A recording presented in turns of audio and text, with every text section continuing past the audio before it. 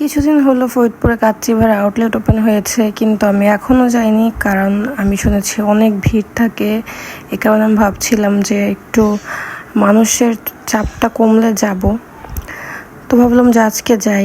এদিকে আনায়া রেডি হয়ে খুব খুশি, বাইরে যাবে, কিন্তু তার একদম ছবি তোলার মুড নেই। এই কারণে তার দেখেন কি অবস্থা, রেগে অবস্থা খারাপ। প্রচুর গরম ছিল, যাওয়ার একদম ইচ্ছা ছিল না, তারপরও যেতে হচ্ছে। এই জন্য একদম নর্মাল একটা ড্রেস পরেছি, প্রথমে অন্য একটা ড্রেস পরে আবার চেঞ্জ করেছি।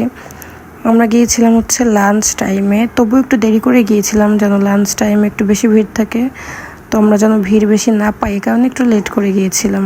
যাওয়ার সময় আনায়া তো রিক্সায় খুবই খুশি, কারণ বাতাস ওর গায়ে লাগলে ও হাসি শুরু করে, ও বাতাস ধরতে চায় হাত দিয়ে।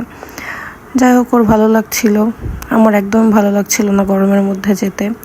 তো গিয়ে দেখি বাইরে থেকে দেখা যাচ্ছে প্রচুর ভিড়, মানুষ বসে আছে খাওয়ার জন্য, আর একদমই কোনো চেয়ার বা টেবিল ফাঁকা ছিল না। আমাদের দাঁড়িয়ে থাকতে হয়েছে, একটা টেবিল ফাঁকা হবে তারপর হচ্ছে আমরা বসবো। এই সুযোগে আমি একটু ছবি তুলে নিচ্ছিলাম, কিন্তু ছবি তোলার কোনো অবস্থাই নেই, এত মানুষ। তারপর কি করবো, মিরর দেখলে মিরর তোলা শুরু করে দিই। খুবই অকওয়ার্ড ফিল হচ্ছিল, কারণ এভাবে দাঁড়ায় থাকা খুবই বিরক্তিকর একটা ব্যাপার। যাই হোক, খেতে আসছি, খেতে তো হবেই, এ কারণে একটু অপেক্ষা করলাম। 10-15 মিনিট অপেক্ষা করার পরে আমরা ফাইনালি একটা টেবিল পেলাম। আর বরাবরের মতোই আনায় কিন্তু মেনু সিলেক্ট করতে বসে গিয়েছিল। তারপর আমরা খাবার অর্ডার করার 10 মিনিটের মধ্যে আমাদেরকে সার্ভ করে দেয়, কিন্তু আমার তো প্রচুর ক্ষুধা পেয়েছিল, আমার আর ভালো লাগছিল না। খাবার পেয়ে খাওয়া শুরু করে দিলাম। প্রথমে কোয়ান্টিটি দেখে আমি একটু হতাশ হয়েছি, কারণ রাইসের পরিমাণ খুবই কম, সাথে মাটন পিস 2টাও এত বাজে ছিল। আমার জানি না আমার ভাগ্যে কেন এমন পড়েছে। মাটন পিস একটা তো ফুল চর্বি আর হাড্ডি, আর একটাই হচ্ছে হাড়ের সাথে অল্প একটু মাংস ছিল। আর আমি নিয়েছিলাম বাদাম শরবত আর একটা বোরহানি।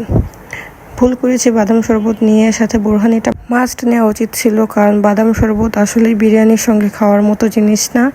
বোরহানি দিয়েই বিরিয়ানিটা মজা লাগে। টেস্ট মোটামুটি ভালোই ছিল, টেস্ট যে খারাপ তা বলবো না, বাট মাটন পিসটা ভালো হলো, ওভারঅল সবই ভালো হতো। আর হচ্ছে আমার ফেভারিট আলুটা প্রপার সিদ্ধ হয়েছিল।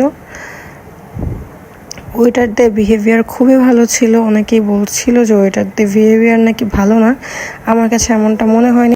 তাদের বিহেভিয়ার আমার খুবই ভালো লেগেছিল। যাই হোক, আলুটা বেশ মজা ছিল। মাটন নেই বলে আমি আলু দিয়েই খেয়েছি বেশিরভাগ টাইম। লাস্টের দিকে তো একদমই মাটন ছিল না। যাই হোক, আমার ভালোই লাগছিল, যেহেতু আমার পেটে ক্ষুধা ছিল। মাটনটা প্রপার সিদ্ধ হয়েছে, কিন্তু যদি একটু মাংসের পিসটা ভালো থাকতো তাহলে কিন্তু 10/9 দেওয়া যেত। যাই হোক, ভাগ্যে ছিল, আর কি বলবো। তো আমি তো খাওয়া শুরু করে দিয়েছিলাম, যেহেতু আমি প্রচণ্ড ক্ষুধার্ত। তারপর লাস্ট পর্যন্ত আমি খেতে পারিনি, আমার হাজব্যান্ডকে একটু দিয়ে দিয়েছি, কারণ শুধু বিরিয়ানি খেতে কি আর ভালো লাগে বলেন, মাটন ছাড়া। বাদাম শরবতের টেস্টটা ভালো, বাট ওটা শুধু এমনি খাওয়ার জন্যই বেটার। হাত ধুয়ে নিলাম, এদিকে আনায়া যাচ্ছে হাত ধুয়ে। মাশাআল্লাহ, সে কিন্তু নিজের হাতে খেয়েছে। যাই হোক, বিল দেওয়ার সময় চলে আসছে, তো আমরা বিলটা দিয়ে দিলাম। আমাদের বিল এসেছিল 780 টাকা। আমরা 2টা কাচ্চি নিয়েছিলাম।